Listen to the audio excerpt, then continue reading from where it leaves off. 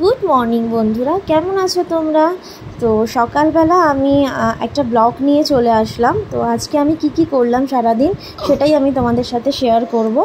তো আমার চ্যানেলে প্রথমেই বলি তোমাদের স্বাগতম ব্লগিং বাই নিবেদিতায়। যদি তোমাদের ভিডিও ভালো লাগে তো একটা লাইক আর সাবস্ক্রাইব করো আমার চ্যানেলটা। আর সাবস্ক্রাইব করলে নোটিফিকেশান অন করো, তাহলে কিন্তু আমার সব ভিডিওগুলো তোমরা দেখতে পারবে। তো আজকে আমি বানাচ্ছি আলুর পুর দিয়ে আলুর চপ। দেখো আমি বেসনের ব্যাটারে দিয়ে এই আলুর চপগুলোকে আমি ভেজে নিচ্ছি, কারণ আজকে জল ঢালা ভাত খাবো। তো ভাতের সাথে এই আলুর চপ ভালো লাগে, তো আমি বাড়িতে বানানোরই চেষ্টা করি সব কিছুটা, তাহলে একটুখানি ভালো হয়। বিকজ বাইরের তেলটা ভালো নয়, আমাদের শরীরের পক্ষেও ভালো নয়, তাই আমি ফ্রেশ তেলেই ভেজে নিচ্ছি এটা। যদিও বা আমি খাবো না, আমি ভালোবাসি না এগুলো খেতে, আমার হাজব্যান্ড আর বাড়ির লোকেদের জন্য বানানো হচ্ছে। তো এটা বানিয়ে নিলাম। দেখো এটা একটু লাল করে ভেজে নেব। ভেজে নেওয়ার পর আমার কালারটা দেখো আলুর চপের এরকম হয়েছে। আর কিছু আলু কেটে আমি আলুর বড়া টাইপের বানিয়ে নিয়েছিলাম। আর এখানে করব কলমি শাক ছিল, তো আমি কালকে রাতেই এটা কেটে রেখেছিলাম। তো কলমি শাকটা ভেজে নেব। রসুন থেতো করে দিয়েছি, কাঁচা লঙ্কা থেতো করে দিয়েছি তেলের মধ্যে, দিয়ে রসুনটা আর একটু পেঁয়াজ কুচিয়ে দিয়েছিলাম আমি, দিয়ে নুন হলুদ আর একটু মিষ্টি দেবো, শাকে মিষ্টি ভালো লাগে।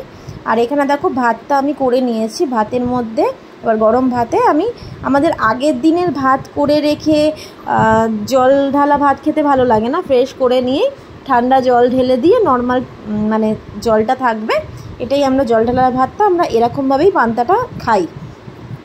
তো এখানে ভাতটা আমি ফ্রিজে জল দিয়ে এখানে ঠান্ডা করে রেখে দিয়েছি। আর এখানে কিছু আমি আলু ভেজে নেবো, এটা মানে আমার জন্যই, আমি আলু ভাজা দিয়েই খাবো।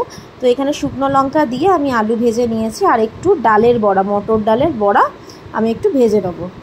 তো ভেজে নিলাম। ভেজে নেওয়ার পর দেখো এবার আমি একটু যাচ্ছি পার্লারে, বিকজ আমাদের বাড়িতে তোমাদের সাথে শেয়ার করি খুব আয়রন জল। তো আমি সাধারণত শ্যাম্পু প্রথম করতাম বিয়ের এক বছর মানে 1-2 মাস আমি করেছি, 1 বছর এখন আমার বিয়ের হবে মানে হয়ে গেছে। তো আমি 1 বছরের মাথায় আমি দেখলাম অনেকটা আমার চুল উঠছে আয়রন জলের জন্য। তো আমি এটাকে চেঞ্জ করে আমি এখন পার্লারে গিয়েই মাথা ঘষি, ওয়াশটা আমি পার্লারে গিয়েই করি। তো এটা সিমি দেখো অন্য একজনকে মানে ব্যস্তই ছিল, আমাকে ফোন করেছিল যদি নিবেদিতাদি একটু পরে এসো। তো আমি এখানে চলে এসেছি, তাই আমাকে ওয়েট করতে হচ্ছে। তো আগে যে ছিল কাস্টমার তাকে স্পা করিয়ে দিচ্ছে। তো আমি শ্যাম্পু স্টেশনে ওয়েট করার পর আলটিমেট আমি একটু বসে বসে রিলস দেখছিলাম, দেখে নিয়ে আমি এবার আমাকে ও শ্যাম্পুটা করিয়ে দেবে। তো শ্যাম্পু করিয়ে দিচ্ছে শ্যাম্পু স্টেশনে, দেখো।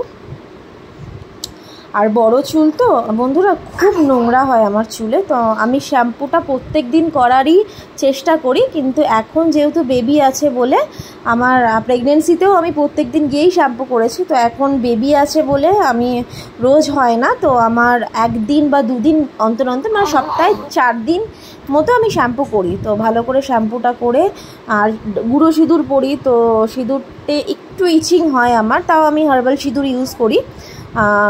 তো এখানে একটুখানি ভালো করে শ্যাম্পুটা ফেটিয়ে ভালো করে ও শ্যাম্পু করে দেয় আমাকে, আর খুব ভালো শ্যাম্পু করে ও। তো শ্যাম্পুটা করে নিয়ে ভালো করে তারপরেও চুলটা আসলে অনেক বড় চুল, তো আমি একা শ্যাম্পু আর এটা আগে করতাম। আমার বাপের বাড়ির ওখানে জল খুব ভালো ছিল, এখানে আমি ফ্ল্যাটে খুব আয়রন জল, আমাকে ভালো করে শ্যাম্পু করে ও আমাকে চুলটা শুকিয়ে দিচ্ছে, মাস্ক দিয়ে আমাকে চুলটা শুকিয়ে দিচ্ছে। তো হেয়ারটা পুরো ডাই করে নেবো, বিকজ বাবু আছে, নাহলে আমার ফিডিং চলেও ও ঠান্ডা লেগে যাবে। তো ভালো করে শুকিয়ে চুলটা ও আঁচড়ে দিচ্ছে, আমাকে আঁচড়ে দেবে। তো এখানে আজকের মতো ব্লগ এখানে এইটুখানি ছিল। তো ভালো লাগলে লাইক, সাবস্ক্রাইব আর শেয়ার করো। টাটা।